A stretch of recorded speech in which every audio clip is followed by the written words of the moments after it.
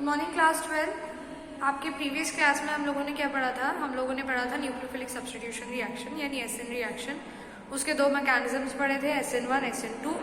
बहुत important video थी, अगर नहीं देखी जाके देख लो, ठीक। फिर जो है इसके बाद ये वाला पढ़ना, सही। चलिए अभी आज हम लोग क्या पढ़ेंगे? आज हम लोग पढ़ेंगे स्टीरियोकेमिस्ट्री, सही। तो स्टीरियोकेमिस्ट्री हम लोग पढ़ते हैं, स्टार्ट करते हैं।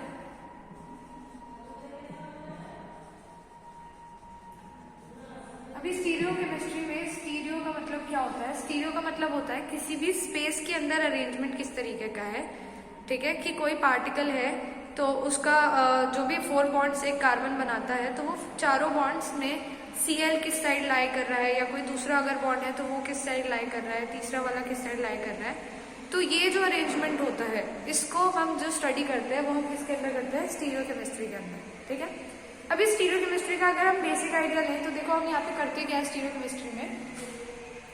पहली बात तो हम बात करेंगे ऑर्डिनरी लाइट की। तो ऑर्डिनरी लाइट क्या होती है? अगर मैं किसी भी पॉइंट पर, यहाँ पर मान लो कोई लाइट का एक पॉइंट होगा, अगर मैं इस पॉइंट पे लाइट देखूं तो इस डायरेक्शन में भी होगी लाइट, इस डायरेक्शन में भी होगी, इस डायरेक्शन में भी होगी, सो ऑन बहुत सारे डायरेक्शन में होगी।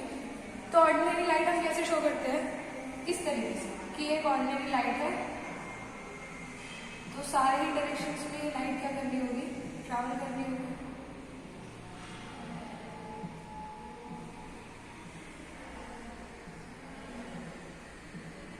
ठीक, अब इस लाइट को, ऑर्डिनरी लाइट को हम पास कराएंगे through a prism known as Nicol prism. तो होगा क्या? ये ऑर्डिनरी लाइट हमारी क्या बन जाएगी? प्लेन पोलराइज्ड लाइट बन जाएगी। अब प्लेन पोलराइज्ड लाइट का मतलब क्या है कि जो आपकी लाइट है वो एक ही एक्सिस में क्या कर रही है? वाइब्रेट कर रही है, सिर्फ सेम ऐसे पैरेलल एक प्लेन में वाइब्रेट कर रही है, ठीक। तो ये हमारी क्या हो गई?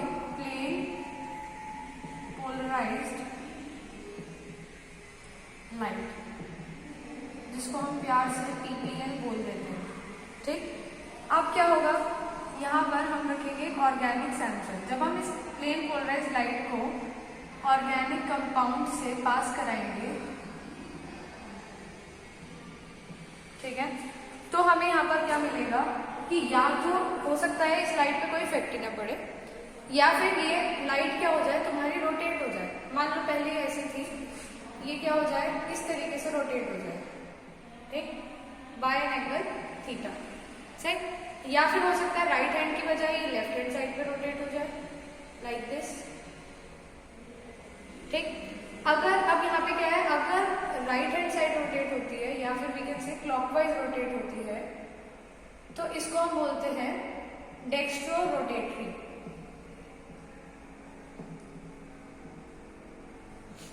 अगर लेफ्ट हैंड साइड पे रोटेशन होता है then we call it laevo rotatory, laevo rotatory, ठीक।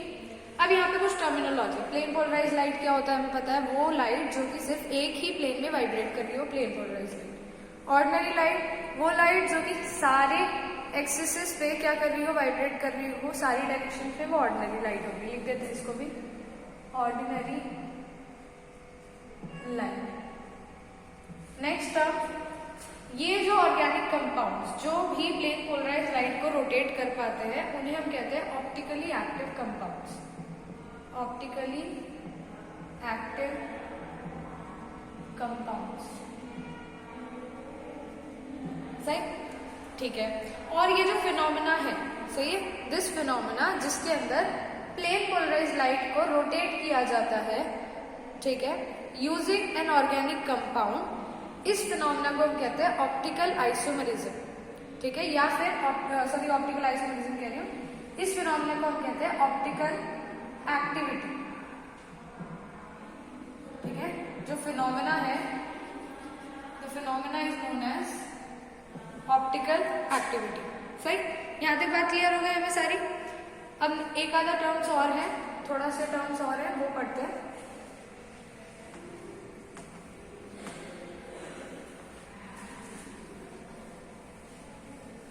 चलिए नेक्स्ट टर्म हमारे पास क्या है? Next term we are having is asymmetry या फिर कायरल कार्बन। असिमेट्रिक या फिर कायरल कार्बन। असिमेट्रिक है कायरल कार्बन क्या होता है, चिरल भी बोलते हैं इसे काफी सारे लोग। तो कायरल क्या है, अगर कोई भी ऐसा कार्बन है जिसपे चारों ग्रुप्स जो भी लग रहे हैं वो क्या हो, सारे के सारे ग्रुप्स डिफरेंट हो, तो वो कार्बन हमारा क्या कहलाएगा, कायरल कार्बन कहलाएगा। We are having this like हमारे पास एक COH हो गया, एक OH हो गया, एक Cl हो गया, एक H हो गया, तो 4 के 4 ग्रुप्स क्या हो गए, डिफरेंट हो गए, तो ऐसा कार्बन हमारा क्या कहलाएगा, कायरल कार्बन। दूसरी चीज, chiral carbon are responsible for optical activity. जो ऑप्टिकल एक्टिविटी हो रही है वो किसकी वजह से हो रही है, कायरल कार्बन की वजह से होती है। ठीक, नेक्स्ट आता है ऑप्टिकल आइसोमरिज्म। अगर हमारे पास दो कंपाउंड्स है, देखो आइसोमर्स क्या होते थे, जिनका स्ट्रक्चरल फॉर्मूला सेम होता था बट स्ट्रक्चर डिफरेंट होते थे।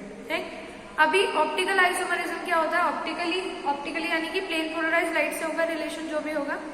तो ऐसे दो कंपाउंड्स जिनका फॉर्मूला सेम है, स्ट्रक्चर भी सेम है, लेकिन ऑप्टिकल बिहेवियर यानी कि जो लाइट को रोटेट करते हैं वो अलग अलग डायरेक्शन में कर रहे हैं या अलग अलग साइड कर रहे हैं, कोई एक जना क्लॉकवाइज कर रहा है, दूसरा एंटी क्लॉकवाइज कर रहा है, तो वो तुम्हारे क्या हो गए, ऑप्टिकल आइसोमरिज्म हो गए। जैसे कि फॉर एग्जाम्पल ग्लूकोज और फ्रक्टोज, खैर इनका तो स्ट्रक्चर भी डिफरेंट होता है।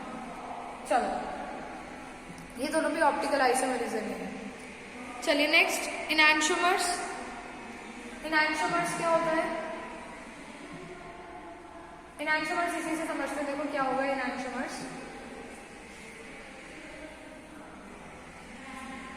ये कंपाउंड है हमारे पास, हम क्या करेंगे, इसके मिरर इमेजेस बनाएंगे। मिरर इमेज मतलब यहाँ मिरर रखा हुआ है, इधर इसका क्या इमेज बनेगा वो हमें ड्रॉ करना है। कार्बन यही होगा, COH ऊपर ही होगा, H नीचे ही होगा, इधर की साइड कौन आएगा, OH आएगा, इस साइड कौन आएगा, Cl आएगा।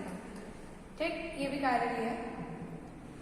अब होगा क्या, अगर ये दोनों इमेजेस है, मैं इन्हें जब इसके ऊपर ओवरलैप करूं, मान लो मैं इसे उठा के इसके ऊपर ओवरलैप करने लगूं, तो देखो COH की साइड पे COH ही आएगा, H की साइड पे H ही आएगा, OH वाली साइड कौन आएगा, इसे ऐसे उठाऊंगी ना तो Cl आएगा इस वाली साइड और इस वाली साइड आएगा OH। तो ये क्या हुआ, एक दूसरे पे कंप्लीटली सुपर इम्पोज नहीं हुए। ठीक है, तो ये क्या, non super imposable mirror images है। ठीक, तो ये जो non super imposable mirror images होती है, इन्हीं को हम क्या कहते हैं, इनैंशियोमर्स। इनैंशियोमर्स क्या हुआ, non super imposable mirror images. ठीक, नेक्स्ट टर्म की बात करते हैं। Next term is racemic mixture. अगर मान लो हमारे पास कोई मिक्सचर हो, ठीक, और उसमें D वाला कंपाउंड भी हो यानी लीवो रोटेटरी भी हो और डेक्स्ट्रो रोटेटरी भी हो। जितना लीवो रोटेटरी हो उतना ही क्या हो, डेक्स्ट्रो रोटेटरी। मान लो 23 डिग्री एंटी क्लॉकवाइज रोटेट कर रहा है और 23 डिग्री ही क्लॉकवाइज रोटेट कर रहा है कंपाउंड। तो जब मैं कंपाउंड की ऑप्टिकल एक्टिविटी निकालूंगी तो क्या आएगी, 0 आएगी। तो इस तरह के मिक्सचर जिसमें क्या होता है, दोनों प्रेजेंट होते हैं, लीवो भी और डेक्स्ट्रो भी, उन्हें हम बोलते हैं क्या, ऑप्टिकली उन्हें हम बोलते हैं रेसिमिक मिक्सचर। ठीक, उन्हें हम क्या बोलते हैं, रेसिमिक मिक्सचर। लिख देती हूँ मैं एक बार, रेसिमिक मिक्सचर। चलो next is inversion of configuration और retention of configuration. Inversion of configuration,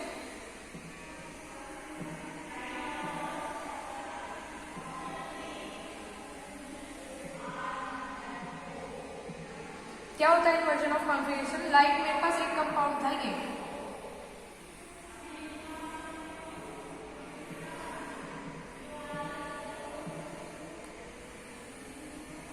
ये था सही। अभी क्या हुआ, मैंने क्या करा, यहाँ पे या फिर R लगा दिया। सही, कोई भी रिएक्शन मैंने इसके साथ करी और ये कंपाउंड में यहाँ पे Cl हट के OH आ गया। अब अगर OH इसी साइड आ रहा है, पहले रिटेंशन पढ़ रहे हैं, इन्वर्जन पढ़ रहे हैं ना। अब क्या हो, यहाँ पर OH इस साइड ना लग करके किस साइड लग जाए, इधर वाली साइड लग जाए। इधर अच्छी लगा देते हैं, OH इधर की साइड ना लग करके क्या हो, दूसरी ऑपोजिट साइड लग जाए। या फिर इसे ऐसे देखो, यहाँ पर मान लो Cl अबव द प्लेन था और अब की बार OH जो लग जाए वो बिलो द प्लेन लग जाए। सही है। तो हमारा क्या हो जाएगा, इस चीज को हम कहेंगे इन्वर्जन ऑफ कॉन्फ़िगरेशन। ठीक, रिटेंशन ऑफ कॉन्फ़िगरेशन क्या होता है, इसका जस्ट उल्टा, कि हमारा Cl अगर कहाँ पर था, अबव द प्लेन था, तो OH भी अगर अबव द प्लेन लग जाए तो कॉन्फ़िगरेशन क्या रहेगी, सेम। और इसको हम क्या बोल देंगे, retention of configuration above the plane, sorry, इसको हम क्या बोल देंगे, रिटेंशन ऑफ कॉन्फ़िगरेशन। ठीक है, चलिए आज की क्लास आपकी यहीं पे खत्म करते हैं। ये छोटा सा कॉन्सेप्ट है जो आपके काम आने वाला है, इस चैप्टर में भी और इसके बाद भी काम आ जाएगा। सही, तो इसको जो है आप अच्छे से क्लियर कर लेना। एक एनसीईआरटी में इसके भी क्वेश्चंस हैं आपके पास, काइनेलिटी निकालने के बहुत सारे क्वेश्चंस हैं, एग्जाम में भी आ जाते हैं इवन काइनेलिटी निकालने वाले क्वेश्चंस, तो उनको जरूर प्रैक्टिस कर लेना। ओके, चलिए, हैव अ नाइस डे।